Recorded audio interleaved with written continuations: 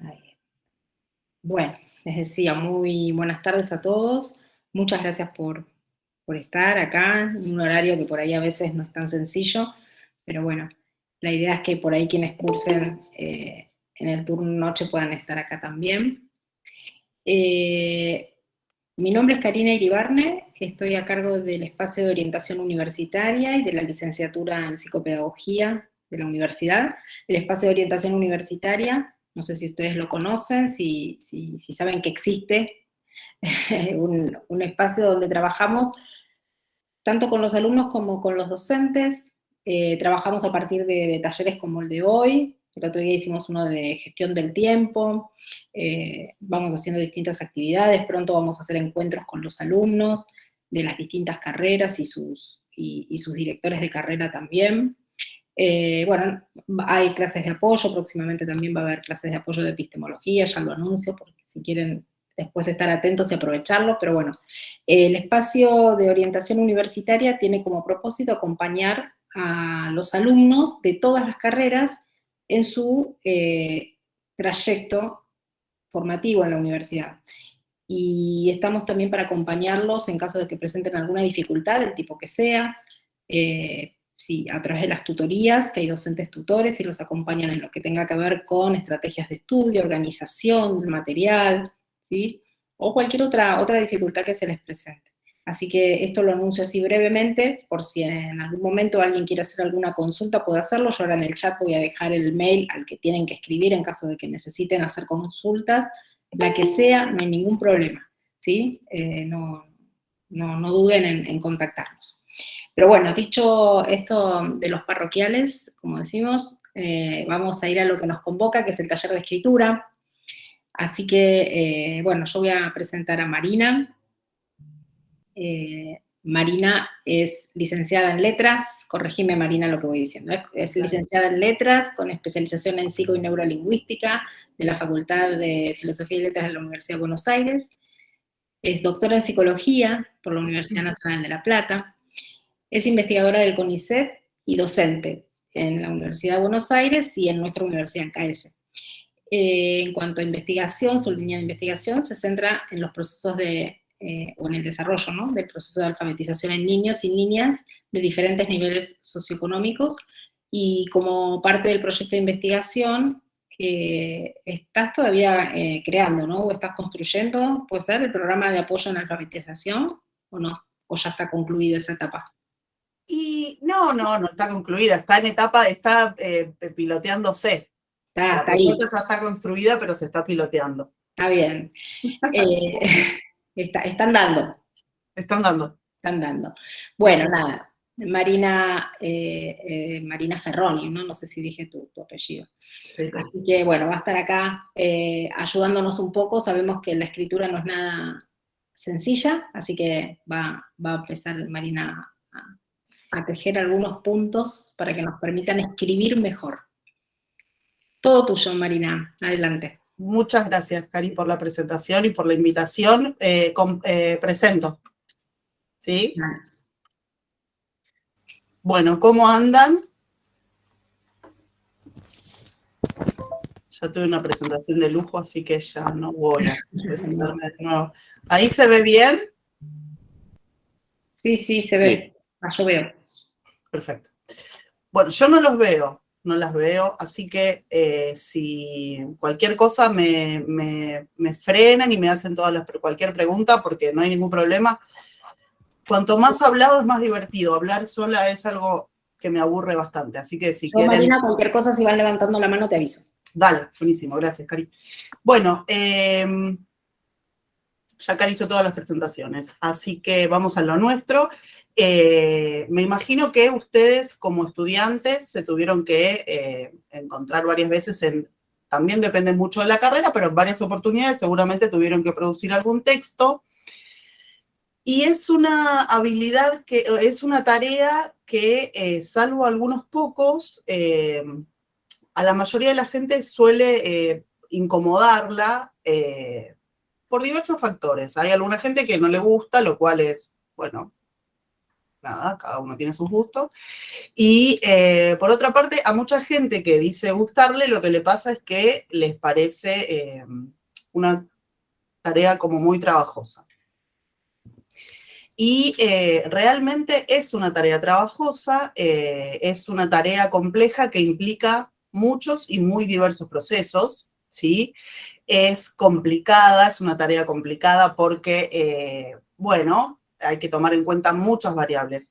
¿Qué tipo de texto vamos a escribir? ¿A quién va dirigido? ¿Qué función va a cumplir este texto? ¿Qué quiero transmitir? Aprender a escribir textos requiere de un enorme esfuerzo cognitivo, justamente porque se ponen en juego muchísimas habilidades, pero les voy a contar un secreto. Si a uno le enseñan a escribir, uno aprende y deja de ser trabajoso. El tema es que aprender a escribir un texto académico, sobre todo, bueno, lleva tiempo, ¿sí? Entonces, algunos suertudos como yo, que tienen tiempo y que el Estado le paga para que escriba, bueno, entonces yo tuve que encontrarme con gente en muchos espacios y dedicarle muchísimo tiempo a aprender a escribir. Y siempre con alguien que me tuvo que dar algunas indicaciones, ¿sí? Más allá de que soy una persona que, bueno, hizo una carrera que tuve que escribir mucho, siempre es necesario que un otro nos muestre, nos vaya modelando cómo se hacen las cosas, qué cosas sí, qué cosas no, que alguien más experto, más experimentado en esta tarea nos vaya dando algunos datos, ¿sí? Algunos datos que por ahí vos decís, mira con esto cómo ya mejoró todo. Igualmente es una tarea compleja y lleva tiempo, entonces por eso este es un taller introductorio, nada más, nadie va a salir de acá siendo Cortázar, pero la idea es que se lleven algunas cosas para que no sea una tarea tan trabajosa. Lo primero que hay o que uno no sufra, digamos, cuando alguien le dice tenés que escribir un texto para que no les produzca ningún tipo de sufrimiento. Lo primero que hay que entender es que siempre, tanto leer como escribir, es procesar lenguaje. Y nosotros con el lenguaje oral, ¿sí? Así como estoy diciéndolo ahora, como ustedes que me están escuchando y me están comprendiendo. Entonces, tenemos que partir siempre de la base de que estamos trabajando con lenguaje, que es algo que utilizamos todo el tiempo.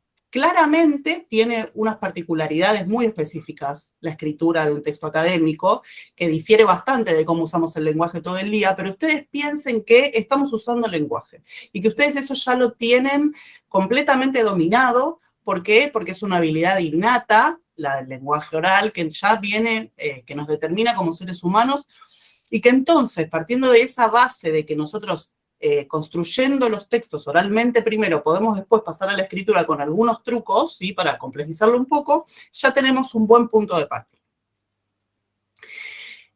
Como les decía antes, para producir textos tenemos que tener en cuenta muchas variables. Vamos a empezar primero por qué son los textos, a qué nos referimos cuando hablamos de textos. Bueno, un texto es un entretejido, ¿sí? De ideas, de significados. Ustedes vieron que un texto no es un conjunto de oraciones desarticuladas, no es un conjunto de oraciones que está así, tipo una abajo de la otra, como si fuera un punteo de ideas, no. Esas ideas que están en el texto están entrelazadas de alguna manera, ¿sí? Eso es lo primero que tenemos que tener en cuenta. Entonces, cuando producimos un texto, tenemos que ir viendo cómo vamos enlazando esas ideas. Los textos tienen una estructura, que después la vamos a ver un poco más. Cada texto tiene un tipo de estructura, tiene un esqueleto, como una especie de esqueleto. Si uno tiene en cuenta ese esqueleto, tanto para comprender como para producir un texto, ya está teniendo en cuenta unas formas, como un organigrama que hay que ir completando cuando uno lee. Eso nos facilita un montón la tarea, ¿sí? El texto tiene una macroestructura, o sea, tiene una idea, o sea, nosotros la podemos resumir en una idea principal. ¿De qué se trató este texto? Esa es la macroestructura. Y eso es lo que la macroestructura lo que hace es que un texto sea coherente, ¿sí? Nos da la coherencia. Eso es porque las oraciones que están dentro del texto están unidas semánticamente. ¿Qué quiere decir? Que todas tienen que ver con lo mismo, más o menos, ¿sí? O sea, que vamos siguiendo como un núcleo, una idea principal, a pesar de que la vamos desplegando y vamos hablando de distintas cosas, bueno, siempre igual nos atenemos a esa idea principal de la cual estamos hablando. Eso le otorga coherencia al texto y es lo que hace que sea una unidad semántica, ¿sí? Y después los textos tienen una microestructura y eso es lo que va haciendo que cómo vamos armando los párrafos y cómo esos párrafos se van conectando, ¿sí? Entonces, nos quedamos con esto. Los textos tienen un esqueleto. Dentro de ese esqueleto vamos a tener que ir acomodando nuestras ideas y para ir desplegando esas ideas vamos a tener que empezar a escribir párrafos, ¿sí? Oraciones que van formando párrafos y que esos párrafos van a estar organizados de alguna manera particular. Los textos académicos, que son los que nos traen hoy acá, tienen unas características bastante particulares, ¿sí? Marina, Víctor levantó la mano. No sé Ay, si dale. Víctor, te escucho.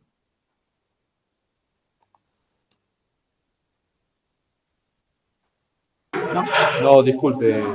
José, dale, no hay problema. Entonces, seguimos. Los textos son elaboraciones intelectuales. ¿Qué quiere decir esto? Que tratan sobre algunas ideas o temas específicos, ¿sí? Tratan de profundizar sobre un tema particular. Tienen algunas características muy específicas. Por ejemplo, tienen un registro de lenguaje muy formal, ¿sí? ¿Vieron cuando yo les decía esto? Bueno, de que todo parte de nuestro lenguaje, que es un lenguaje oral, un lenguaje que usamos diariamente. Bueno, ahí nos tenemos que separar. Si bien nuestra base puede ser el lenguaje que usamos, tenemos que separarnos un poco y tenemos que convertirlo en un lenguaje un poco más formal. Y que ustedes saben cómo hacer que algo que uno dice así nomás, que le dice a la madre, al padre, al marido, se puede transformar en algo mucho más formal, ¿sí? Bueno, esa es una tarea que hay que hacer. Se usan términos, expresiones, palabras muy técnicas que tampoco utilizamos por lo general en la oralidad, ¿sí? Por ejemplo, fíjense, yo estaba leyendo recién algunos textos y saqué estas palabras. Nivel de transparencia de la ortografía de la lengua. Bueno, esa idea claramente no la uso, cuando ceno con mi familia no uso esa palabra, ¿sí? Representación mental, tampoco. ¿Por qué? ¿Por qué aparecen estas palabras tan técnicas en los textos? Y porque tenemos que definir muy bien y muy específicamente de lo que estamos hablando, ¿sí? Por otra parte, estos textos tienen una sintaxis compleja. La sintaxis viene de, ustedes seguramente en el secundario tuvieron que hacer análisis sintáctico, entonces saben que cuando hablamos de sintaxis nos referimos a las oraciones. Y las oraciones que aparecen en estos textos son por lo general más complejas, ¿sí? Que las que utilizamos en la oralidad. En la oralidad casi siempre utilizamos oraciones más cortas, por ahí que están cortadas, porque mucho de lo que tenemos que decir mucha de la información que queremos transmitir la transmite el contexto, la situación dialogal en la cual estamos inmersos. Entonces, las oraciones son como mucho más simples. En la escritura, que yo le estoy hablando a alguien que no está conmigo en ese momento, ¿sí? Y que me va a leer quizás 5 días después, quizás 10 días después, quizás 20 años después, bueno, uso unas oraciones mucho más complicadas en las cuales intento que entre toda la información posible, ¿sí? Fíjense esta oración. En los niveles escolares más avanzados, cuando la mayoría de los niños alcanza cierto grado de fluidez en la lectura, serían las habilidades de comprensión del lenguaje oral las que impactarían con mayor fuerza en la comprensión de textos escritos, ¿sí? Esa oración, primero, es un choclo, es re larga, ¿sí? Y por otra parte, el orden canónico que siguen las oraciones en español, que casi siempre son sujeto, verbo, objeto, está alterado, ¿sí? Porque acá está el sujeto, después está el verbo y después está el objeto, ¿sí? Que son cosas que uno cuando lee quizás ni se da cuenta, pero sin que nos demos cuenta, este tipo de orden y el hecho de que la oración sea más larga hace que nos lleve más esfuerzo, ¿sí? Comprender o producir estos tipos de textos. Entonces, ¿cuáles son los textos académicos? ¿Qué tipo de textos nos encontramos en esta área? Bueno, ustedes ya conocen, exámenes parciales, finales, proyectos de investigación y monografías son textos explicativos o expositivos. ¿Cuál es la función de estos textos? Bueno, explicar o presentar información nueva para la persona que está leyendo. ¿Sí? Cuando uno quiere leer algo nuevo, va y busca una monografía, busca un artículo científico. Bueno, esos son textos expositivos, ¿sí? Por lo general. También hay reseñas, ensayos, tesinas y tesis que ahí nos encontramos con textos argumentativos. Los textos argumentativos, no, además de presentar a veces información nueva, también lo que intentan hacer es convencer o persuadir a alguien de algo particular. A veces esto se mezcla, ¿sí? Una tesis, que es una tesis, por ejemplo, de doctorado, que es un texto bastante extenso, por momentos tiene secuencias expositivas, por momentos tiene secuencias argumentativas, ¿sí? Esto se va mezclando, no es siempre puro, ¿sí? Sobre todo cuando son textos muy extensos. Y lo que es muy importante de saber es que los textos académicos no son textos literarios, o sea, el que lee, la persona que está leyendo, quiere enterarse y quiere poder entender la información que ustedes están presentando de manera muy clara, ¿sí? Entonces, todo tiene que ser claro, todo tiene que ser conciso, no hay lugar a la poesía, ¿sí? Mucho a la creatividad. Los términos tienen que ser los términos específicos, ustedes tienen que fijarse bien que están diciendo lo que quieren decir y no otra cosa, ¿sí? Que no sea ambiguo en términos interpretativos, porque esto no es literatura, ¿sí? Estos son textos académicos. Entonces, todo tiene que ser bien claro, todo tiene que estar bien organizado. Estos textos de los cuales hablábamos recién tienen distintos esqueletos, como les decía, ¿no? Como les decía al principio. Vamos a ver algunos esqueletos. Fíjense cómo es un texto argumentativo. Un texto argumentativo tiene este tipo de estructura. Tiene una tesis, argumentos y conclusión. La tesis es la idea, la opinión que uno quiere defender o que quiere discutir, ¿sí? Es la idea principal. Yo parto de esta idea, de esta tesis, ¿sí? Se dice tesis, parto de esta idea y después o voy a presentar un montón de argumentos a favor o voy a presentar un montón de argumentos en contra. ¿Se entiende? Entonces, tesis, argumentos y la conclusión. Eso es básicamente la estructura del texto argumentativo, que es bastante simple. Fíjense acá un ejemplo. La tecnología está cada vez más presente en nuestra vida. Esto no está mal, pero ¿qué pasa cuando hay una televisión en cada una de las habitaciones de nuestra casa? La respuesta es muy fácil. Se pierde la comunicación entre los miembros de la familia. Esto sería la tesis, ¿sí? Cuando hay muchos, estoy presentando textos muy simples para que todos nos quede claro, claramente, un texto académico va a ser más complejo, ¿sí? Pero para analizar los esqueletos, las estructuras, presentamos estos textos simples. Entonces, acá está la tesis, la opinión que está presentada en este texto argumentativo. Ahora vamos a ver los argumentos. Si cada uno se encierra en su habitación a ver su programa favorito, no se crea el ambiente necesario para que haya conversación. Esto mismo también sucede si tenemos la televisión encendida mientras desayunamos, comemos o cenamos. Piripipi, y sigue con los argumentos, ¿sí? Y luego hay una conclusión. Para terminar, yo creo que mis padres tienen razón. Cuando nos dicen jamás entrarán más teles que las del salón, que nos va a quedar la cabeza cuadrada de tanto verla, bueno, y sigue. Y ahí está la conclusión. ¿Se ve? Entonces, tesis, argumentos y conclusión. Vamos a ver otro esqueleto. Un texto descriptivo básico, ¿sí? Es un texto expositivo, un texto explicativo que lo que hace es enumerar características de un objeto o un fenómeno, ¿sí? Fíjense cómo sería el esqueleto de este texto. Hay un objeto o un fenómeno que uno quiere describir y después vamos a ir poniendo o enumerando distintas características, ¿sí? Por ejemplo, se me ocurre, teoría constructiva, los que son de psicología o de psicopedagogía, teoría constructivista de la educación. Hay que describir, hay que explicar esa teoría. Entonces, ¿yo qué voy a hacer? Voy a leer, voy a planificar las características principales. Me voy a hacer, acá en vez de decir sol, va a decir teoría constructivista. Y voy a ir poniendo acá cada uno de las ideas principales, las características principales que yo quiero enumerar, ¿sí?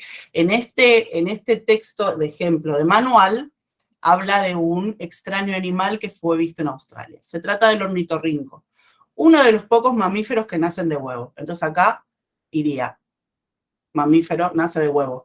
Como otros mamíferos, tiene su cuerpo cubierto de piel. Tiene el pelo cubierto de piel. ¿Se entiende? Las hembras poseen mamas que producen leche. Las hembras poseen mamas que producen. ¿Se entiende? Si yo quisiera, acá estamos haciendo el inverso. Ya tenemos el texto y estamos yendo al esqueleto.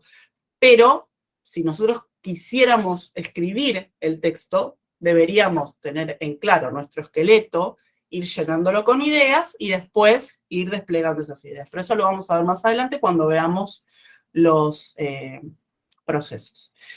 Después tenemos otro tipo explicativo que se llama el texto de secuencia, ¿sí? Que es los que justamente explican una serie de hechos que están conectados de manera causal, ¿sí? Entonces, el esqueleto sería una cosa así. La mariposa hembra puede poner huevos en una planta.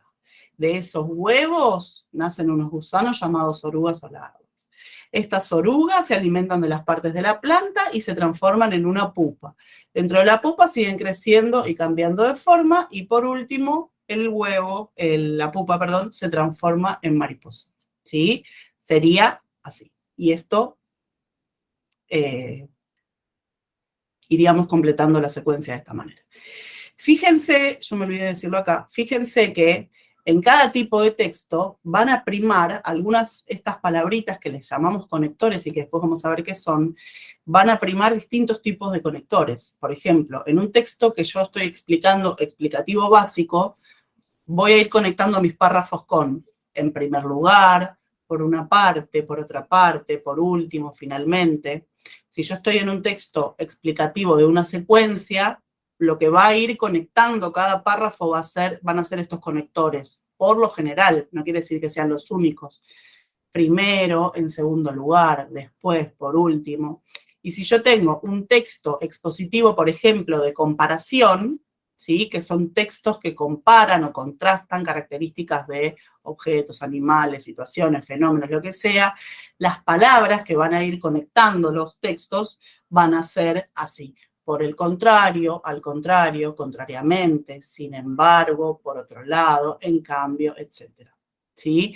Este tercer tipo de texto expositivo son textos que comparan. Entonces, ¿cómo sería el esqueleto? Bueno, tengo el objeto 1, el objeto 2 y voy contrastando distintas características. ¿Sí? ¿Se entiende?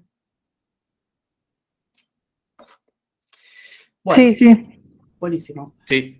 Entonces, ya sabemos bastante sobre los textos, sabemos características de estos textos, que son textos muy especiales, que son textos que tienen como una función principal, que es la de transmitir información, tienen un esqueleto, ese esqueleto hay que respetarlo siempre. ¿Por qué? Porque nos ayuda a nosotros escritores a organizar el texto y le ayuda al que está leyendo también a ir entendiendo el texto, ¿sí? Entonces es muy importante respetar esa estructura. Cada tipo de estructura va a usar, por lo general, algunos conectores más específicos, ¿sí? Pero ahora vamos a pasar de los textos a los procesos de la persona que está escribiendo. ¿Qué es lo que pasa adentro en su sistema cognitivo de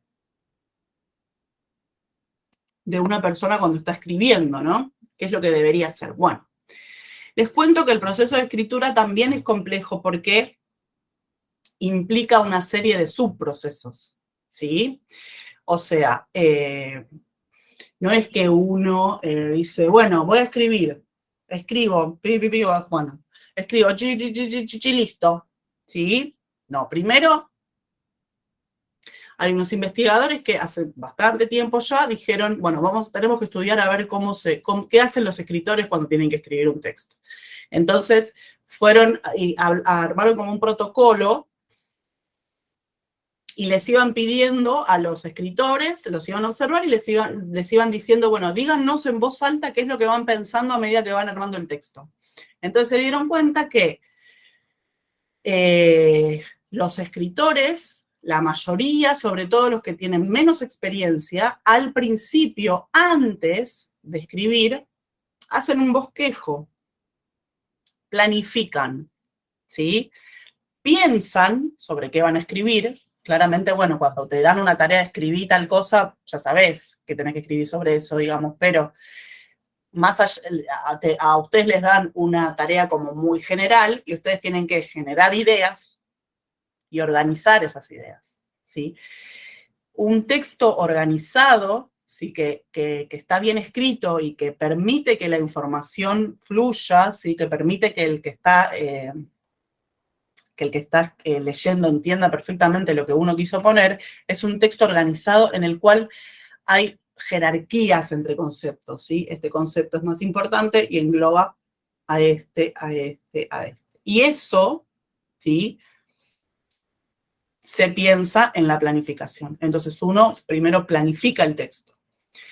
Una vez que planificaste el texto, redactás el texto, ¿sí? O mejor dicho, el otro subproceso es redactar el texto, o sea, poner las ideas al lenguaje escrito.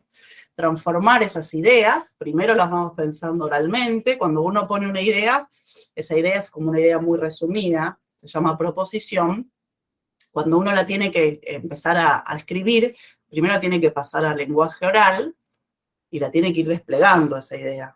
¿Sí? La va desplegando, la va convirtiendo en una oración oral y después en una oración escrita. Entonces después redactamos. Y el último subproceso es revisar el texto, ¿sí? Ver si ese texto está bien escrito, si corresponde al contenido, a la intención, etcétera, etcétera. Si está respetado todo lo que uno tiene que respetar. Estos procesos no son lineales, o sea, no es que primero se hace uno, después otro, sino que estos investigadores se dieron cuenta que los procesos estos son recursivos. ¿Qué quiere decir? Que son muy flexibles y que dentro de uno se pueden incrustar los otros. Por ejemplo, yo puedo planificar, empezar a redactar un poco y cuando estoy redactando, empezar a revisar, seguir redactando y sigo redactando y por ahí me doy cuenta que me olvidé algo, vuelvo a la planificación, cambio la planificación, vuelvo a redactar, redacto un poco, vuelvo a revisar, ¿sí? No es que planifico todo, redacto todo, reviso todo. ¿Se entiende? Esto es recursivo. Bien, pero ya tenemos nuestros 3 subprocesos. ¿Y para qué proceso específico de escritura les parece que va a servir tener en cuenta el esqueleto del texto?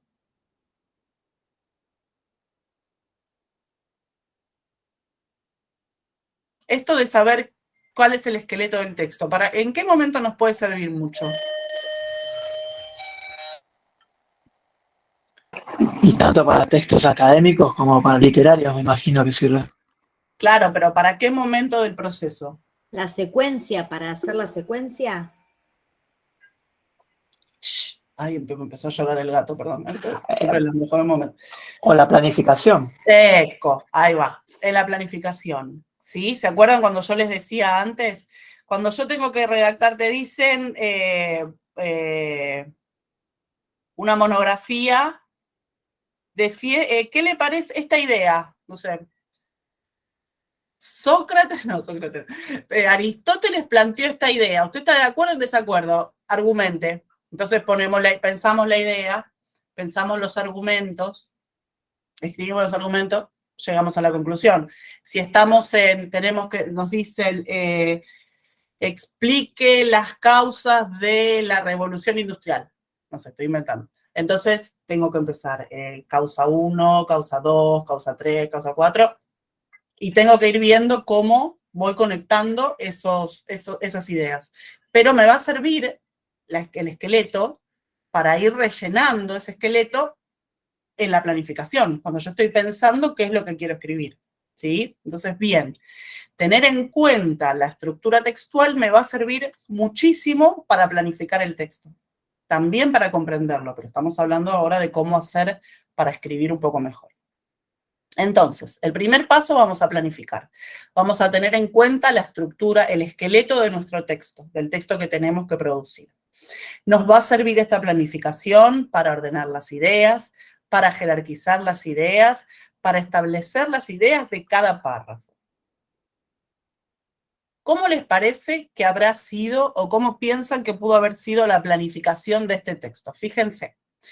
Dice, los modelos psicolingüísticos de lectura han señalado la existencia de 2 procedimientos para leer palabras, uno léxico y otro no léxico o fonológico. El procedimiento léxico permite que el lector analice las palabras escritas en cuestión de milisegundos y posibilita el acceso directo al contenido semántico y fonológico de una palabra. El reconocimiento automático de palabras conocidas que permite esta ruta de lectura constituye la vía privilegiada de acceso al léxico en adultos alfabetizados. Sin embargo, cuando los lectores expertos deben leer pseudopalabras o palabras desconocidas, se utiliza la ruta fonológica de lectura. En esta ruta, los grafemas son convertidos en fonemas por aplicación de reglas de conversión y los fonemas son ensamblados para su pronunciación, procedimiento denominado recodificación fonológica. Una vez que se accede a la representación fonológica, los lectores pueden acceder al significado de la palabra. ¿Cómo les parece que, a ver si pueden pensar cómo habrá sido la planificación de este texto? ¿Puede ser explicativo de comparación? Bueno, puede ser explicativo de comparación. Bien. ¿Y qué pondrías? ¿Qué estás comparando? Los dos tipos de eso. De lectura. Es- Bueno, bien. Fíjense cómo es, esta es una planificación de verdad, así horribles son las planificaciones, no tienen que estar con las letras así, feas. Entonces, ponemos una planificación que dice 2 vías de lectura. Esta es como la idea gorda del todo el texto, ¿no? Hay una ruta léxica, entonces tenemos que poner que hay una ruta léxica y tenemos que explicar el proceso. Y tenemos que decir que hay una ruta subléxica y tenemos que explicar el proceso. Después, dentro de la ruta léxica, tenemos que decir que accedemos a representaciones fonológicas, ortográficas, semánticas. Esto es mucho más fácil si uno sabe de lo que está hablando, ¿no? Ahora les puse este tema, pero bueno, por ahí a algunos les resulta conocido y a otros no tienen idea de lo que estoy hablando. Si uno sabe de lo que está hablando, es mucho más fácil, les prometo. Y subléxica, vamos a explicar qué es la recodificación fonológica y vamos a explicar que accedemos a la representación fonológica, ¿sí? Si yo leí, imagínense que me dicen, Marina, escribí sobre las 2 vías de lectura. Bueno, entonces yo primero leo, supónganse si uno no sabe mucho, leo, si uno no sabe mucho sobre el tema, lee, y empieza a decir, bueno, entonces, a ver, tengo que poner 2 vías de lectura, tengo que poner esto, tengo que poner lo otro. Arma el esqueleto. El esqueleto puede tachar, podemos modificar, pero nos tiene que quedar todo lo que queremos poner y tiene que estar ordenado. O sea, esto es el término más importante. Este es el segundo y esos son términos de segundo orden. Y estos son términos de tercer orden, ¿sí? ¿Se entiende esto? Esto quiere decir que está jerarquizado. Y esto, el texto, lo tiene que poder expresar, ¿sí? Que representación fonológica está dentro de la vía léxica de lectura, ¿sí? Que no es lo mismo, que no están al mismo nivel de importancia esos términos. ¿Se entiende? ¿Cómo podría haber sido la planificación de esta tesina? Dice, comprensión lectora, este es el título nada más les doy, ¿eh? Comprensión lectora, estrategias de aprendizaje y rendimiento académico en estudiantes universitarios. ¿De qué hay que hablar acá? ¿Qué ítems tenemos que poner sí o sí? Los escucho.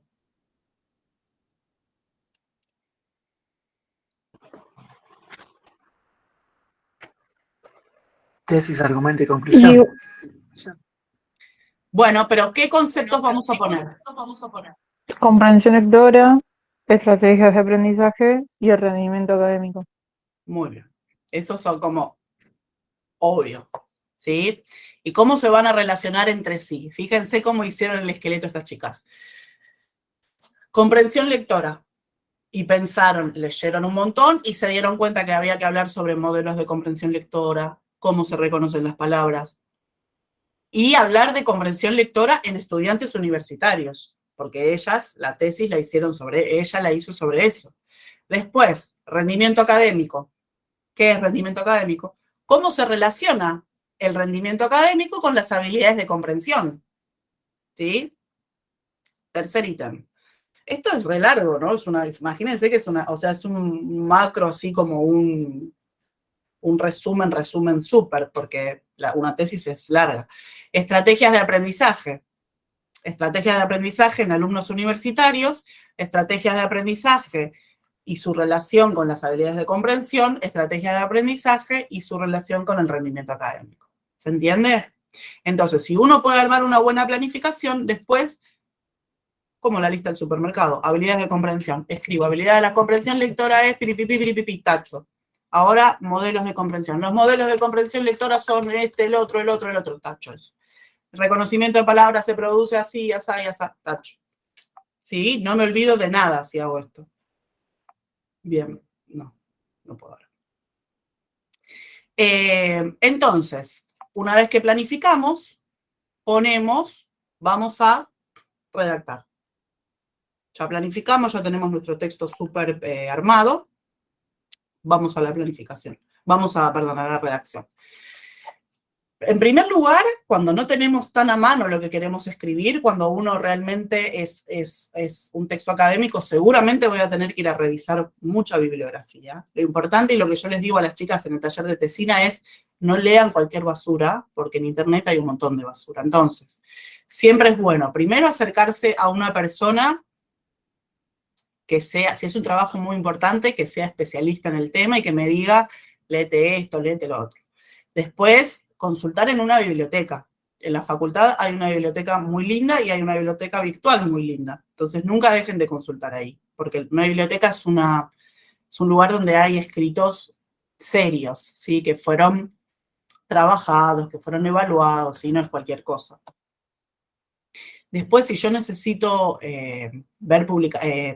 acceder a publicaciones científicas, hay un montón, hay un número importante, existe un número importante de bancos de, no me sale, bases de datos, ¿sí? En los cuales uno va, se mete, pone una serie de palabras clave y le salen un montón de trabajos de investigación sobre ese tema, ¿sí? Entonces, si nosotros vamos a alguna de estas bases de datos, vamos a saber que esos textos son textos serios, que fueron armados por gente que está trabajando seriamente en eso, que son textos que fueron, que siguieron por lo general el método científico, ¿sí? De producción del conocimiento, entonces es importante saber eso. Pero bueno, entonces lo primero después de la planificación o en paralelo, lo que tenemos que hacer es revisar mucha bibliografía, ¿sí? Leer.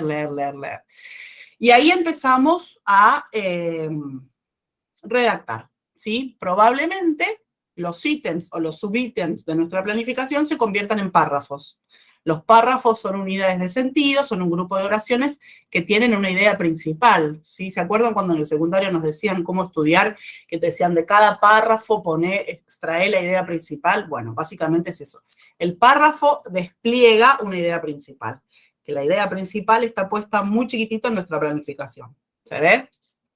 Tiene una extensión de 7 a 15 renglones, pero tampoco es algo tan fijo. Algunos datos importantes. Entre párrafos se pone punto aparte. Cuando termina el párrafo se pone punto aparte.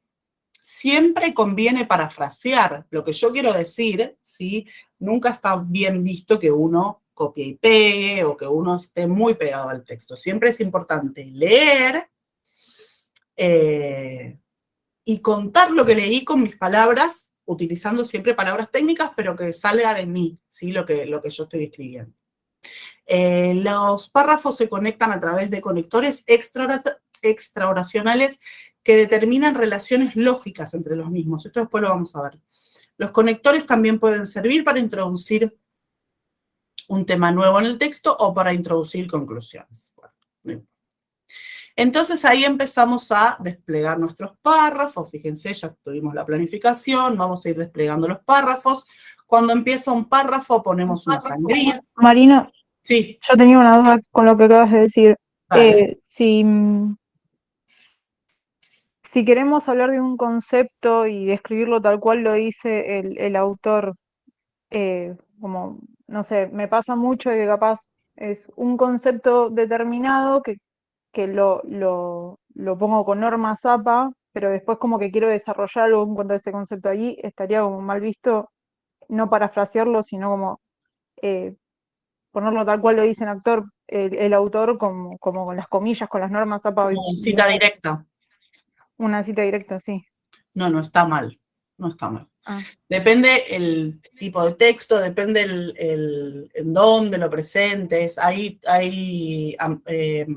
contextos en los cuales no se usan mucho, pero hay, por ejemplo, en las publicaciones en ciencias sociales, en las de psicología no, pero en las de ciencias sociales se suelen hacer un montón de citas directas. Después vamos a referirnos a ellas, no está mal para nada.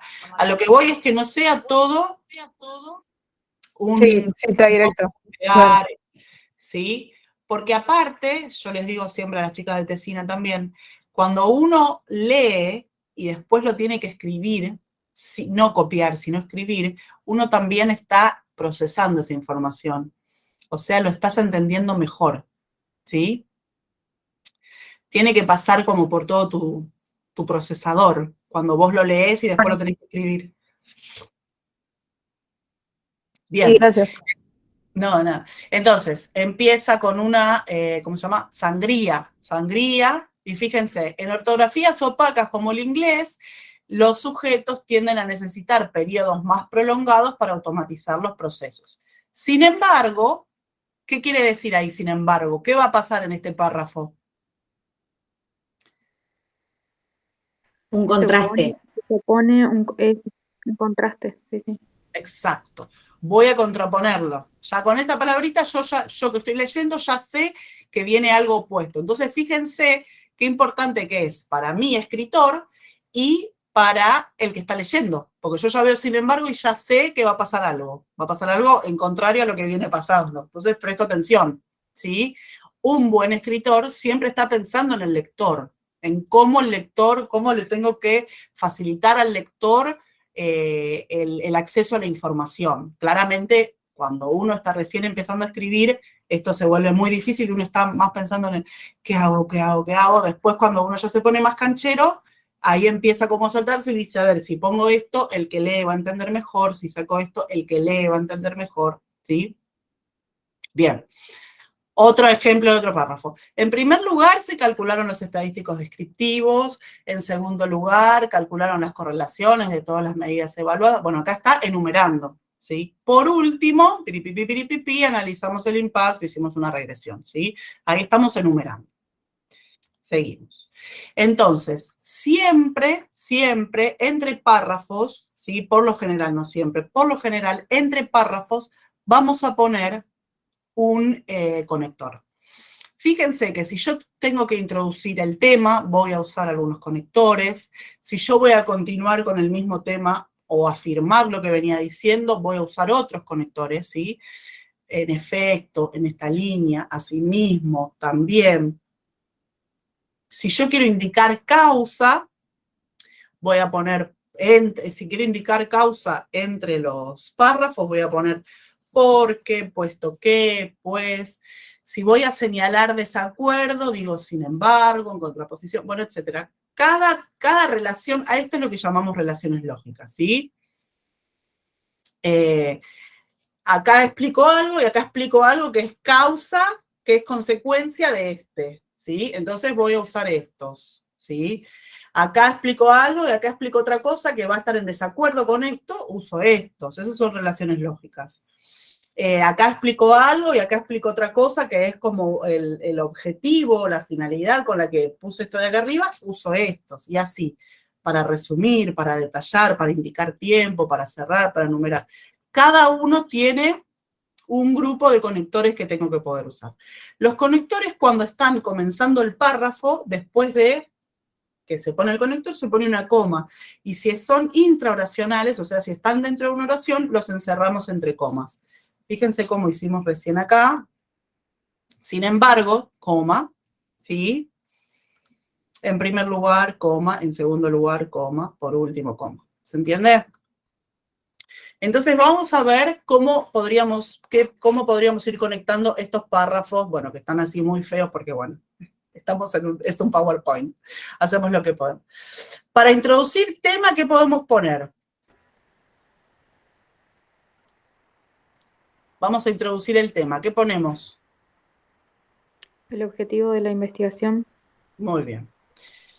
El objetivo de esta, bueno, con mayúscula, ¿no? Investigación es piripipi, piripipi, y sigue. El objetivo de esta investigación es analizar la contribución que hacen la fluidez lectora y la comprensión del lenguaje oral a la comprensión lectora. Indicamos finalidad ahora. Vamos a seguir. Indicamos finalidad. Para ello, Muy bien. Para ello, se evaluó. ¿Para qué? Para analizar la contribución que hace la fluidez lectora y la comprensión de la se evaluó, para eso, se evaluó a un grupo de niños de 5º grado que crecen en contextos socialmente vulnerados mediante pruebas de precisión y velocidad lectora. Vamos a enumerar ahora. En primer lugar, En primer lugar, el análisis de los datos sugiere piripipi. Y seguimos. Seguir con el tema. sin embargo, No, para seguir con el, para afirmar. asimismo, Ahí va. Asimismo. Ay, no, se me fue la mayúscula. Bueno. Asimismo, los análisis realizados señalan que la medida de comprensión en la lectura fue explicado y seguimos numerando. En segundo lugar, porque ya acá estaba en primer lugar, los datos obtenidos muestran la existencia de niños y seguimos. Y acá continuar con el mismo tema, entonces podemos poner en esta línea. Entiende que la automaticidad, y así se van armando nuestros párrafos. Fíjense cómo nos va ayudando al que lee a comprender. El objetivo de esta investigación es analizar. Para ello se evaluó a un grupo de niños de 5º grado. En primer lugar, el análisis de los datos sugiere, asimismo, los análisis realizados señalan, piripipi, piripipi. En segundo lugar, los datos obtenidos. ¿Y ven cómo se va ordenando? ¿Sí? Cómo vamos diciendo cosas con estos conectores. Vamos relacionando de alguna manera especial a esos párrafos que vamos armando.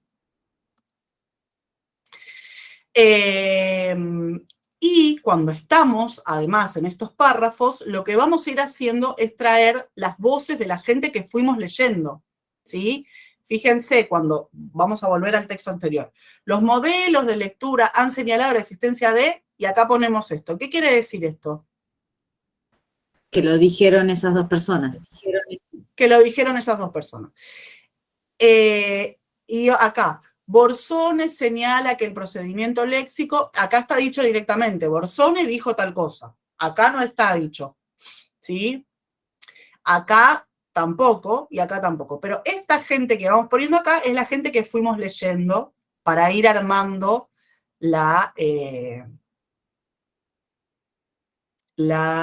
¿cómo se llama? El marco no, el texto.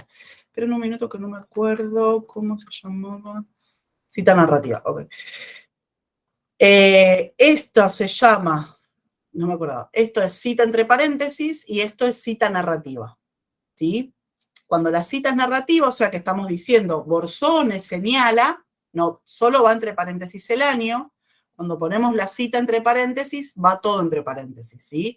Porque lo ponemos directamente, ponemos la idea y la dijo tal persona. Esto después, ¿dónde va a tener que aparecer todo esto? en la referencia. Al final de todo en las referencias, ¿sí? Muy bien. Seguimos. Esta es una manera de traer las voces, ¿sí? Que se llaman citas indirectas. Y esta, la que hablábamos recién, es otra manera de traer las voces, que es directamente comillas y poner lo que leímos del texto. Algunos han considerado Internet como un nuevo medio en el que viajar, comparable a los tradicionales tierra, mar y aire, y ahí se pone Monereo, el apellido de la persona, el año y la página. ¿Sí? Esto cambia, después yo les voy a dejar un manualcito de Norma Zappa, esto cambia si son de 0 a 40 palabras o si son más. ¿Mm? Acá hay otra cita narrativa. Monereo señaló que algunos han considerado, pero también es una cita directa porque también abrimos las comillas y también ponemos directamente lo que dice el texto y también tenemos que poner la página, ¿sí? Entonces, es importante, para que no haya plagio, se dice, citar, o sea, poner a quién le estamos robando la idea, en el buen sentido, ¿sí? Porque estamos robándole en el buen sentido.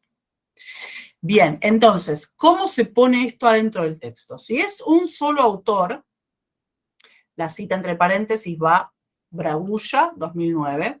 La cita narrativa, como la de Borsone, va Bragulla, 2009. Si son dos autores, entre paréntesis va así, la cita narrativa va así. Ahora, ya si son 3 o más autores, se pone Martín et al, que quiere decir algo así como y colaboradores, ¿sí? 2020. Bueno, y si es un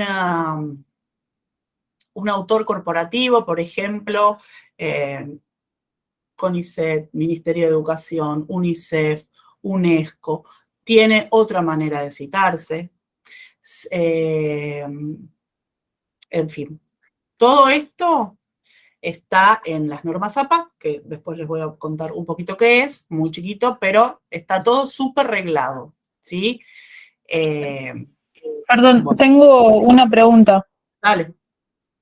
¿Cómo se hace para citar a un autor que está tomando a otro autor? Porque siento que me pongo recontra repetitiva y me cuesta. Para citar, Claro, tipo, para no hacer la sé, cita o para...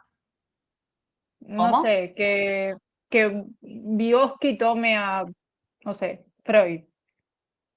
Y, Difícil. Luria lo toma Vygotsky. bueno, Yo pero citaría a ponele, los dos. tipo, Yo citaría a los dos. Pondría la idea parafraseando y después pondría Vygotsky, Luria, por ejemplo, y el año. O pones uno solo. bien. O Vygotsky citado en Luria. Bien, ¿Sí? perfecto. Bien. Seguimos poniendo las oraciones. Ya sabemos que tenemos que citar textos, fuimos armando los párrafos y ahora vamos a ir viendo las oraciones. Las oraciones tienen que ser, no puse esa diapo. Las oraciones no tienen que ser muy extensas, sobre todo si somos escritores iniciales, ¿sí? Una oración corta es una oración más difícil de haber hecho alguna macana. En una oración larga, más probablemente nos hayamos mandado algún lío, ¿sí? Bueno, obviamente, para armar las oraciones tenemos que respetar los signos, la ortografía, ¿no? Claramente, la ortografía es un elemento muy útil que permite la comunicación fluida. Fíjense, traten de leer esto y se van a dar cuenta que una vez que se puede leer, ¿sí? Que se puede leer, que de hecho lo podemos leer, pero fíjense cuánto tardamos en comparación a si lo leemos bien, ¿sí? Y fíjense que si nosotros tuviéramos que leer esto, todo un texto académico de esta forma, y al segundo párrafo seguramente revolearíamos el texto académico porque ya tendríamos una fatiga cognitiva importante, ¿sí? Entonces, claramente, y aparte hoy en día el Word, todos los procesadores de texto tienen un montón de formas de controlar la ortografía, nos revisan y nos dicen, ojo, se pone en rojo, te estás mandando una, hasta ya ahora te corrigen la gramática directamente. Bueno, ortografía, las tildes, después hablamos de las tildes.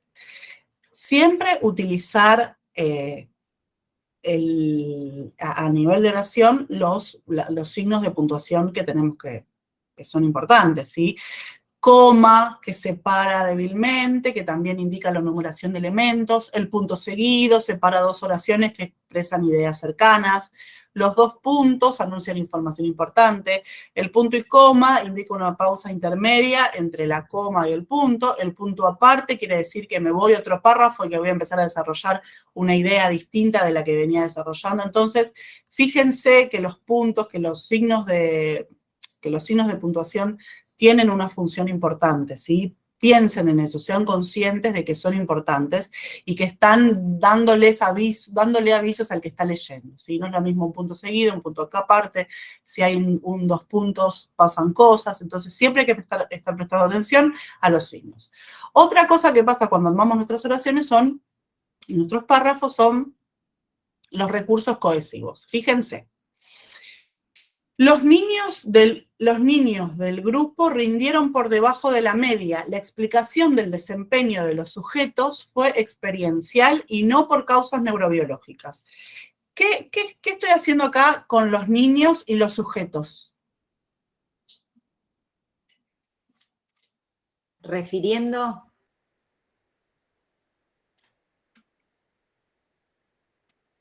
¿A qué? con los sujetos me refiero a los Lo niños. reemplazás. Bien, exacto. Los niños y los sujetos es lo mismo. ¿Lo cambié para qué? Para evitar repetir. Exactamente, para evitar repetir. Eso se llama recurso de sinonimia, ¿sí?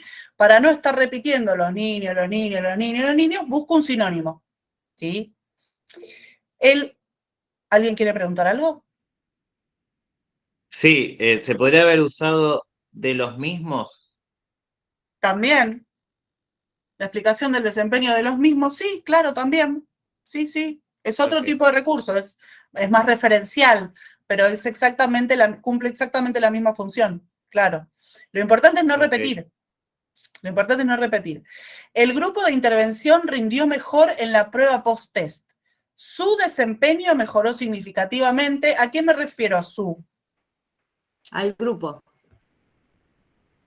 Al grupo. Grupo de O sea, intervención. es una referencia.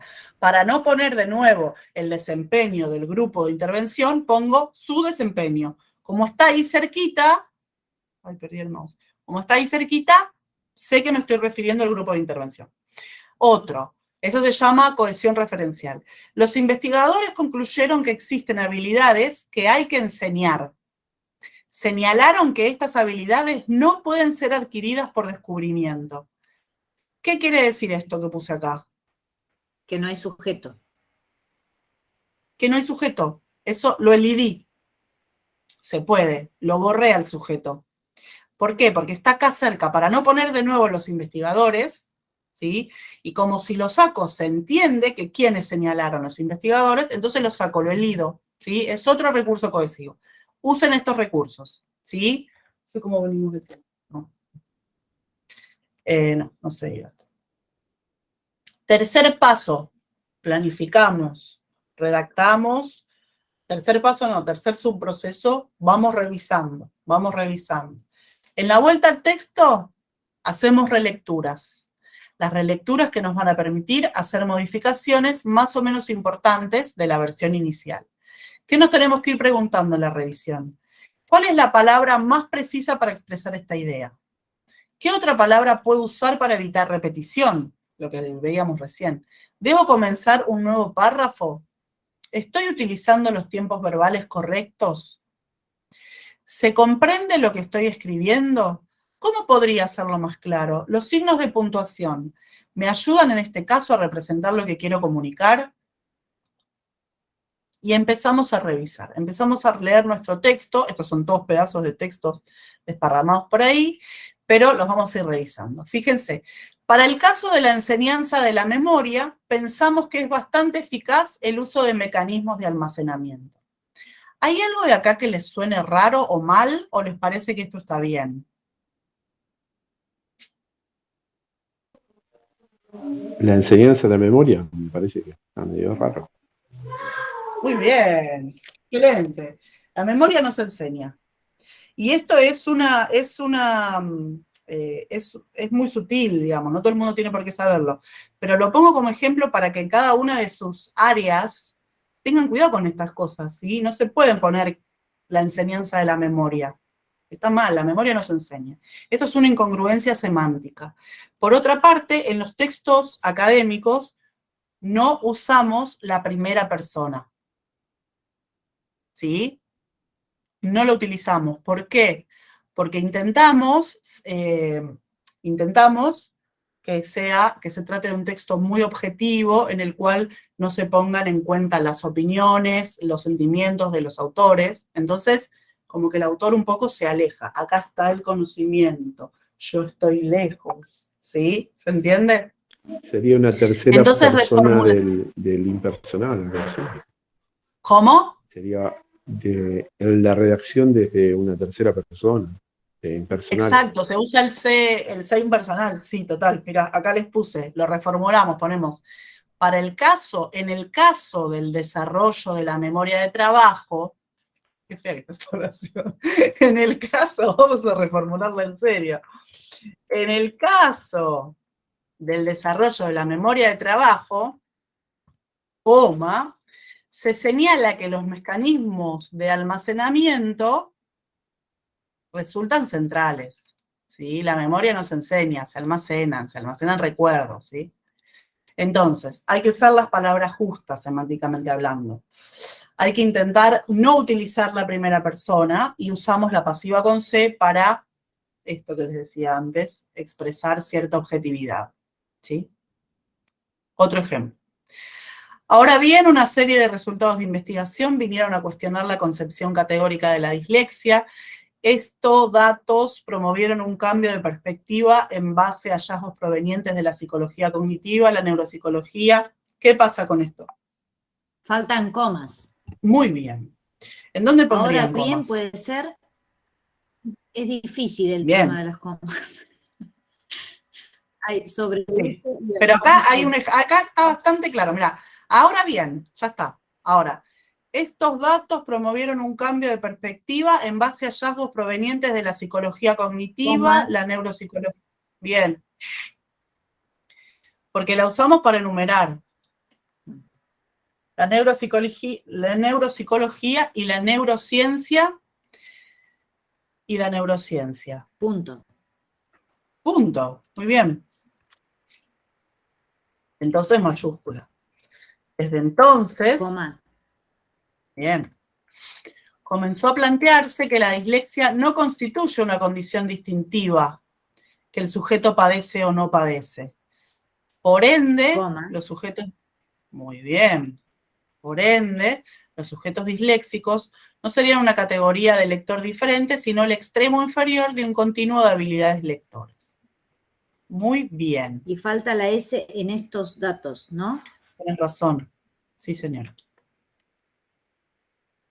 Y bien, cómo cambia, ¿no?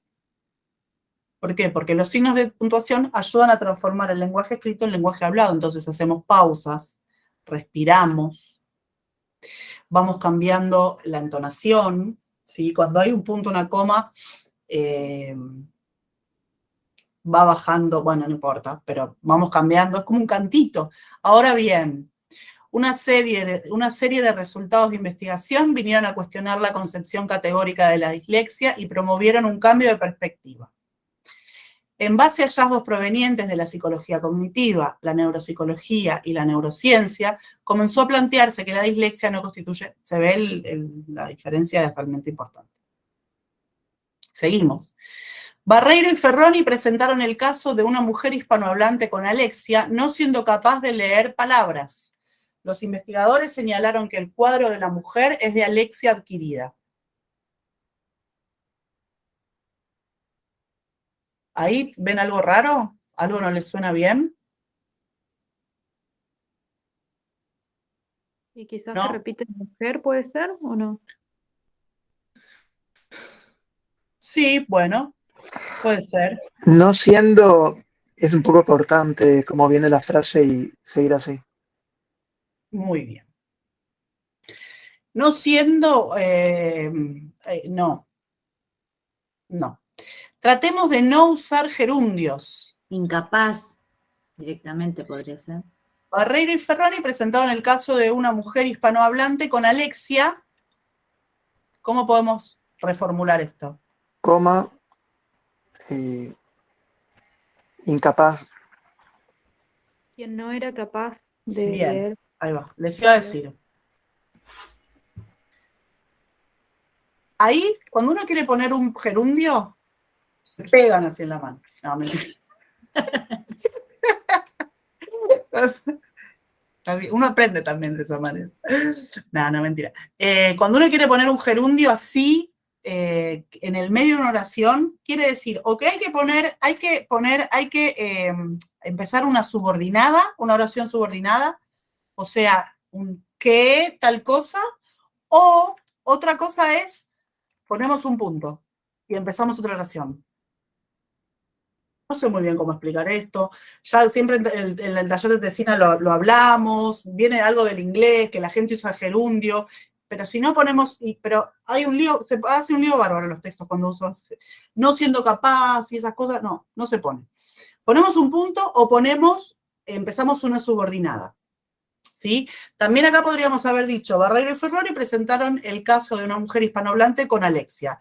Esta mujer, después vemos, no era capaz de leer palabras. Los investigadores, ¿se entiende? ¿Pero vieron cómo mejora? Ustedes díganme que sí, díganme que sí.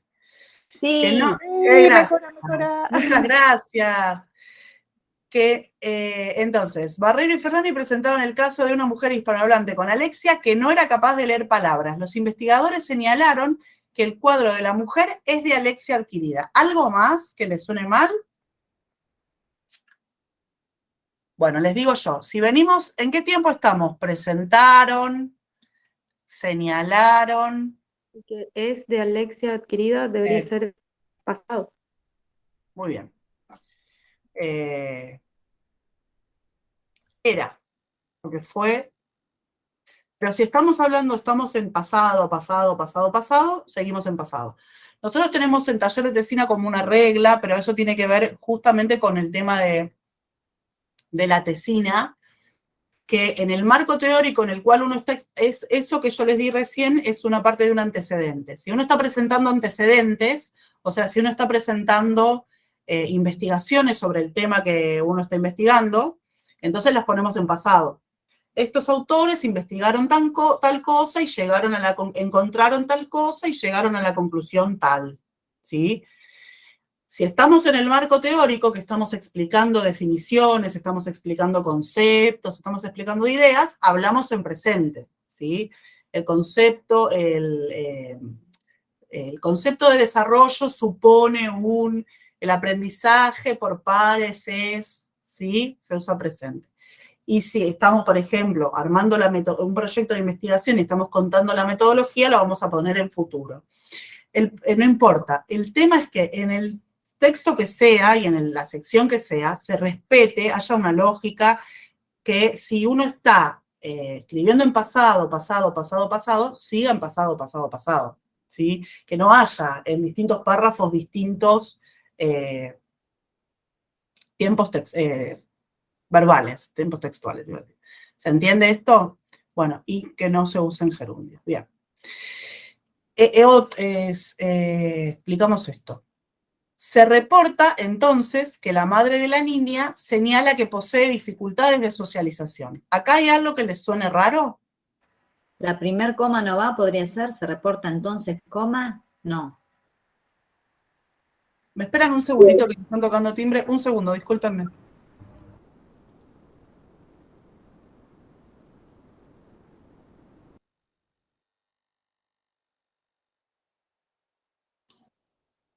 Ahí ya está.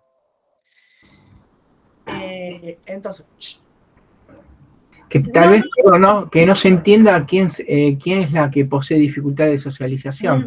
muy bien, perfecto. Es ambigua esta oración, entonces habría que, de alguna forma,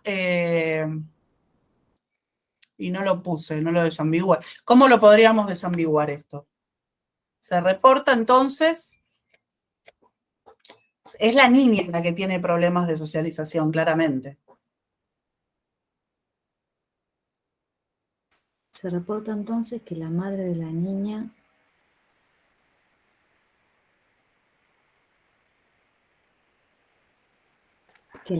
niña posee dificultades de socialización. No, sería lo mismo. O tal vez que la madre señala la niña, perdón. ¿no? ¿Cómo? Que la madre señala que su hija posee dificultades de socialización. Sí, hay que ver si era sí, es la madre. La hija Ahí está bien. Se reporta entonces que la madre señala que su hija posee... Bien, ahí quedó desambiguada. ¿Sí? Hay que sacar Ojo con- señala dos veces. ¿Cómo? Señala quedó dos veces, ¿no? Ah, bueno. Ya se Perdón. pusieron re exigentes. Que la Que madre... estás creando ¿No? monstruos. Claro, claro. Se radicalizaron de repente. La madre señala que su hija... Ok, ahí va. Está muy bien, está muy bien.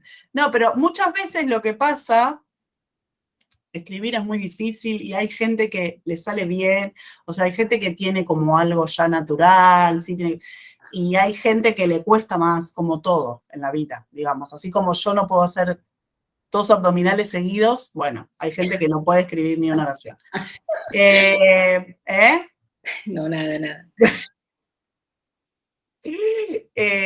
Pero lo que sí se puede hacer para mejorar un primer paso es prestar atención a algunas cosas, ¿sí? Si prestamos un poco de atención a estas cosas, ya va a empezar a mejorar un poco, por lo menos. Si te cuesta mucho, te va a empezar a mejorar un poco. Si no te costaba tanto, va a estar mucho más bueno el texto que produzcas. Bien. Bueno, ya hablamos de las tildes. Las tildes... Hola. No hagas ruido. Las tildes...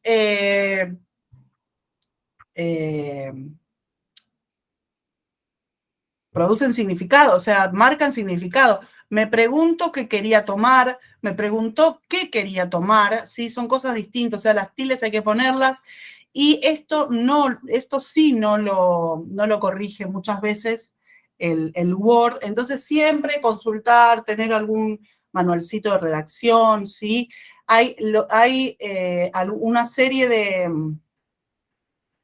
de ¿cómo se llama? De monosílabos que tienen tilde justamente para diferenciarse significado. No es lo mismo mi mamá que a mí, ¿sí? Mi mamá es un pronombre posesivo, no lleva tilde mi. A mí es un pronombre personal y entonces sí lleva tilde. Los pronombres los que sirven para hacer preguntas, ¿sí? Van con tilde en una pregunta. ¿Qué dijiste? Me preguntó que me quería, no. Me dijo que me quería, ahí no lleva, pero a veces sí lleva, ¿entiendes? Me dijo que me quería, no lleva, pero ¿qué dijiste? Sí lleva. Ojo, ¿sí?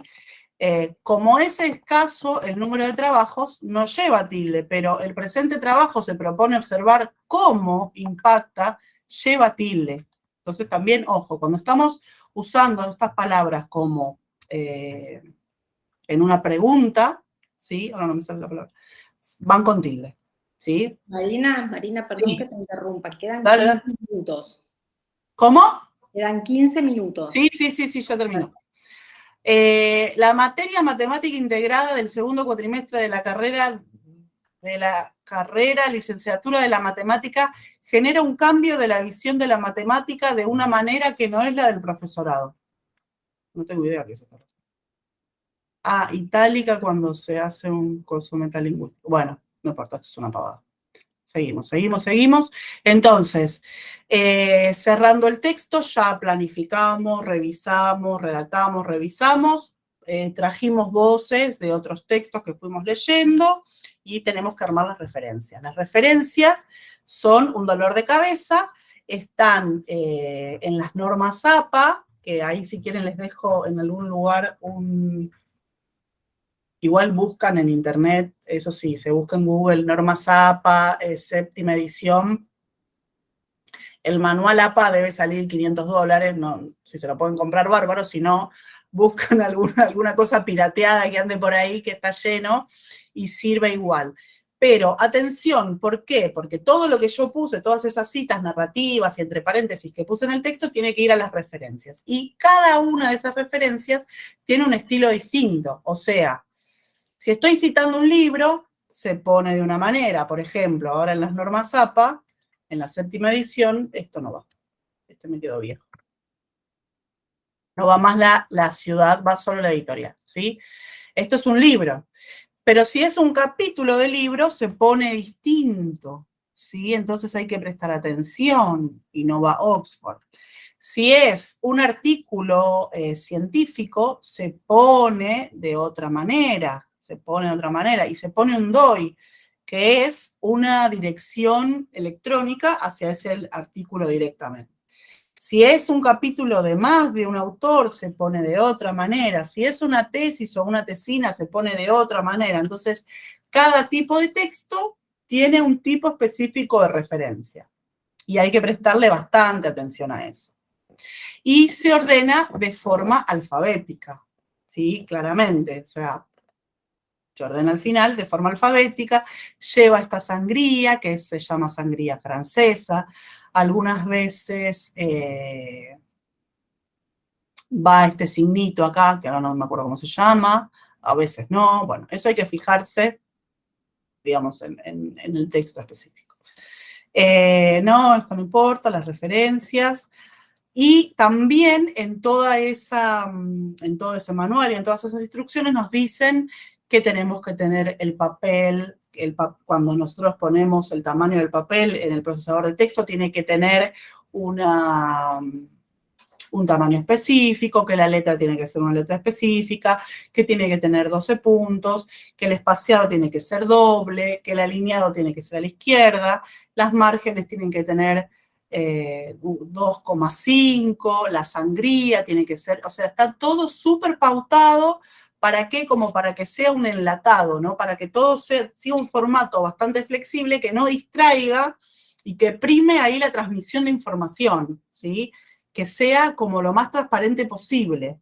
Entonces, para eso y para evitar el plagio, crearon todas esas normas de las referencias, etcétera, etcétera.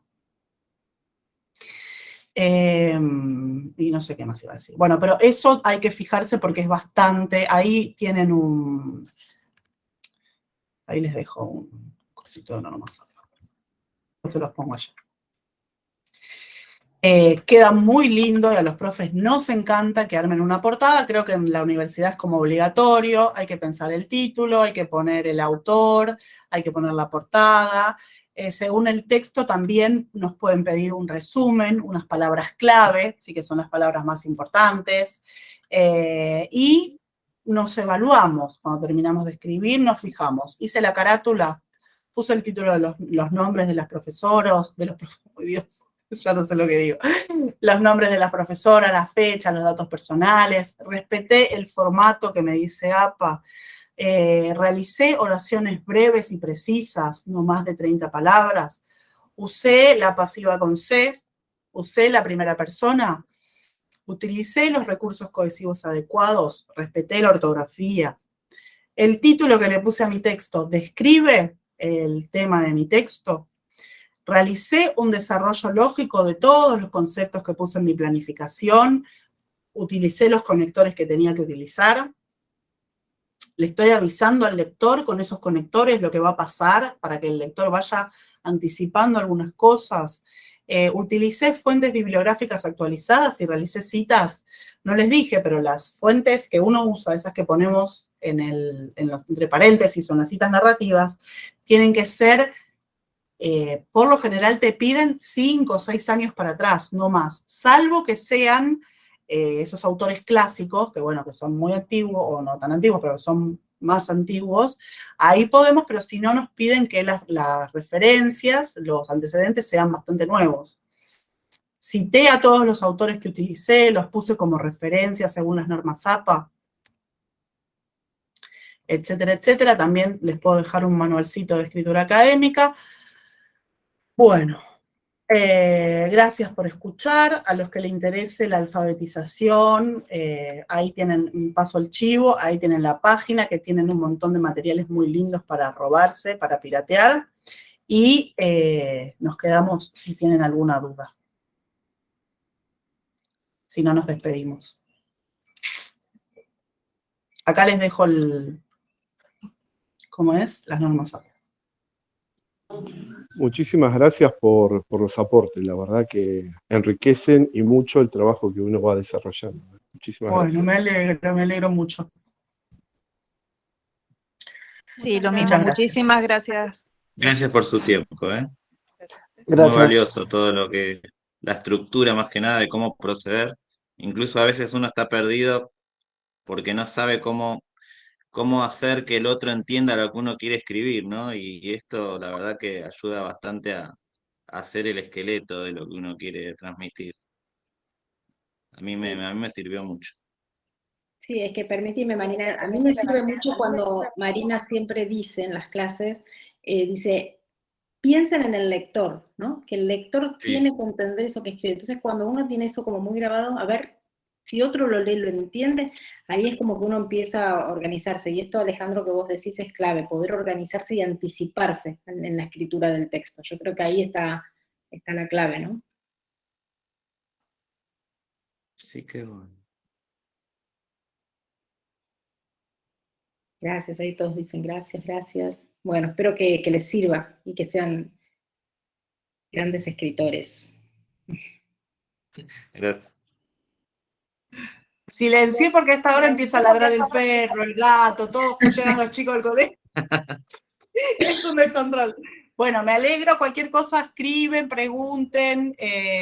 Sí. Bueno, pero escribir es lindo, no tiene que ser algo que uno sufra tanto, ¿sí? Tiene que ser algo que nos permita enriquecernos. Así que escriban, y bueno, y lean en voz alta y léanselos a la gente que esté por ahí, a los convivientes que estén por ahí, a ver si se entiende todo. En algún momento dijeron que iban a dejar un mail para consultas. Ah, ya. Voy. Es cierto, gracias, me había olvidado.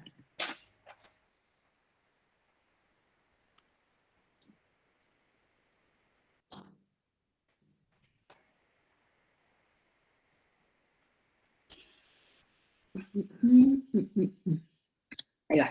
orientación.universitaria@ks.edu.ar.